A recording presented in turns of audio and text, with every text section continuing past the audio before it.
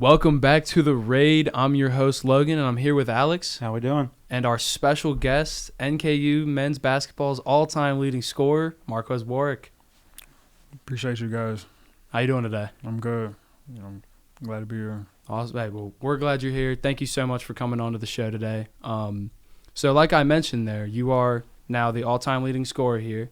That was one of the things I wanted to ask you about. What was that moment like? What did that feel like? How was that for you? Just a lot of emotions flaring. I couldn't process everything all at once. Just to be able to do that at home in front of the fans and the support. Just my teammates supporting me as well. It meant a lot to me. Just a lot of emotions though. Just reflecting on everything. Yeah, I was at the game, and the atmosphere was electric in there. I mean, everybody was on their feet when you were shooting those free throws. It was awesome. It was awesome to see. So we were talking a lot about it before the show. Last night, with the historic upset of Kentucky, Oakland won, and you've seen Oakland up close and personal multiple times. Do you think that they could make a little run, or is that a one-off? Absolutely. The way they played last night, 10 threes by Goki, that's, I don't know if he can do that again, obviously, but if he makes at least 5 again or 6, they have a good chance. And, I told my friends asking me for the game because, obviously they know I played them before, and so they were like, do they got a chance? And I was like, if they make the 3, then, yeah, they definitely do. Mm-hmm. So I think that's going to be their main thing is 3-point shooting, and if they're able to lock down on defense, they have a chance too. And so I won't be surprised if it happens. Yeah, for sure. Well, I was definitely surprised last night, but yeah. So I know you've gotten the chance to play in March Madness, and you've gotten the chance to play in a lot of different places. So out of everywhere you've played in your career so far, where's been like your favorite arena you've gotten to play in? I would say a couple of things, like based on the circumstances, the March Madness was definitely number one. Mm-hmm. That wasn't literally physically the most or the best arena I played in, but I would say when we played at Indiana my sophomore year, mm-hmm. one of the most historical arenas. Just being there, and they had almost full capacity, and so that was definitely that came to mind first for sure. Just playing there, it was just watching them as a kid, it meant a lot. Yeah, so like Assembly Hall, they pack it out every time, regardless of what the team looks like. So all these years at NKU you've had, I know you've probably had some great moments, some fun memories, but if you had to pick one memory from your time at NKU, what would you say your favorite memory's been?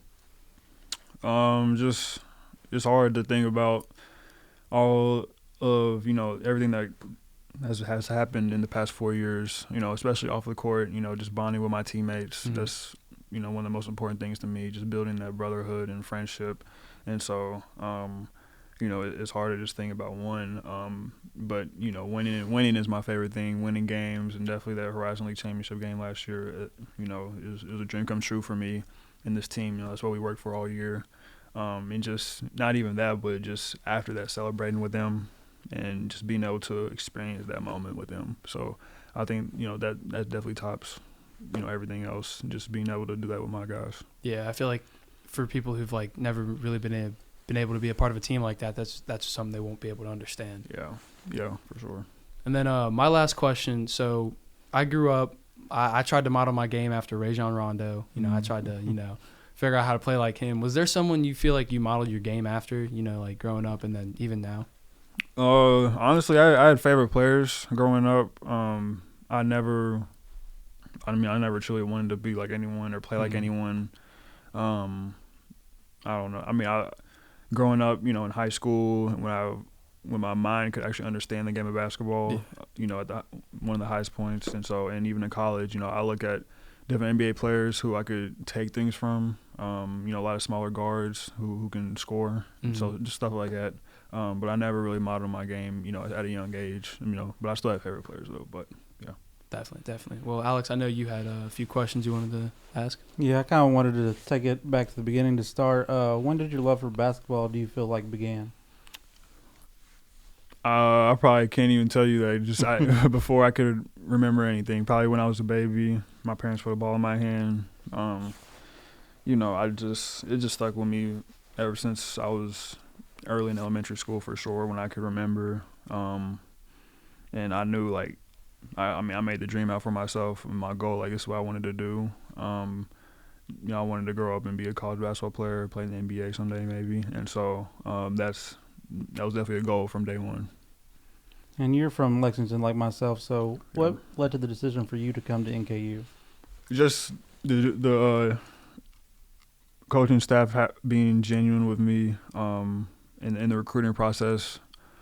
I didn't have a lot of options, but they were one of the options that was most interested and wanted me to come to NKU. And, location was never a factor to me, but, I couldn't pass up on the opportunity, that close to home. And, it just having my mom come to literally almost every home game and means a lot. And yeah, just the coaching staff, they were big on player development as well, just getting better every single year, and that's what I wanted to do. Just continue to get better, not only on the court but off the court as well. So that's what really did it for me, just wanting to be here. And they felt like they needed me here, so that was it. That's awesome. So we've talked about the scoring record. I know you have the scoring record from Henry Clay as well. Yeah. You've been to NCAA tournament games. Would you say the scoring record for NKU is your biggest accomplishment you've achieved in your career? I think so. Yeah.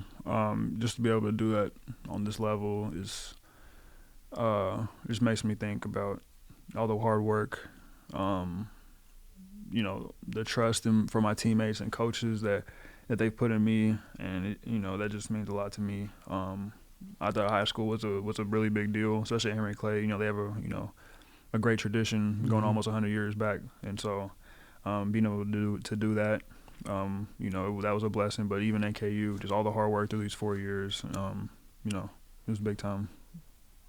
Is scoring the part of your game that you've always taken the most pride in, or? That's a good question. That's naturally that's one of the things that I've always been good in.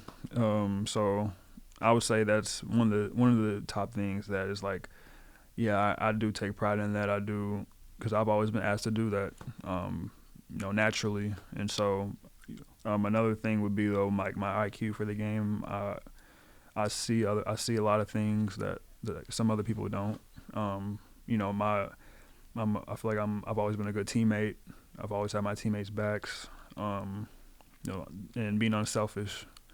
Really, just honestly, on the ball or off the ball, So I've always been a winning above all player. So, whatever happens, I just want to win. Whether I score this many points, whether I don't, I just want to win. So I think, really my unselfishness, IQ, those are definitely two of the top things besides scoring for me. Gotcha. Well, we don't want to keep you too long, so I just got one last question. We kind of need to address the elephant in the room. We know you have one more year left because of the COVID year. Have you made any decision if you're going to take 1 year to come back, or if you're just going to explore your options professionally?